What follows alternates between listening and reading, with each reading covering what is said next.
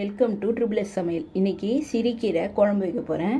அதுக்கு ஒரு கட்டு கீரையை எடுத்து க்ளீன் பண்ணி வச்சிட்டேன்.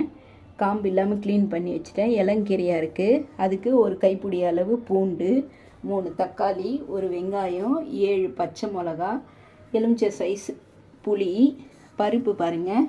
இந்த டம்ளரில் ஒரு டம்ளர் அளவு பருப்பு வேக வச்சு வச்சுருக்கேன்.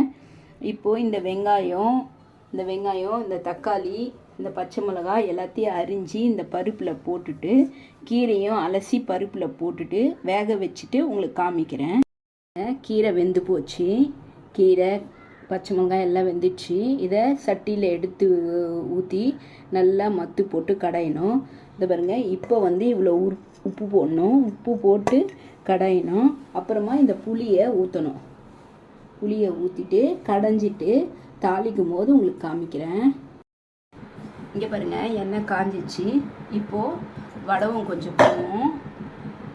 இதை பாருங்கள், வடவும், அதுக்கப்புறம் காஞ்ச மிளகா,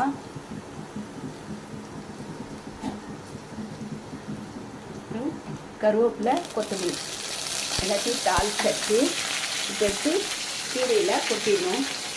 இங்கே பாருங்கள்.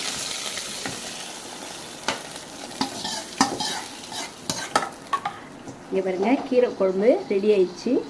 டேஸ்ட்டு சூப்பராக இருக்குது. இந்த டிஷ் உங்களுக்கு பிடிச்சிருந்தா லைக் பண்ணுங்கள், ஷேர் பண்ணுங்கள், சப்ஸ்கிரைப் பண்ணுங்கள், பெல் பட்டனை டிங்குன்னு வச்சுருங்க.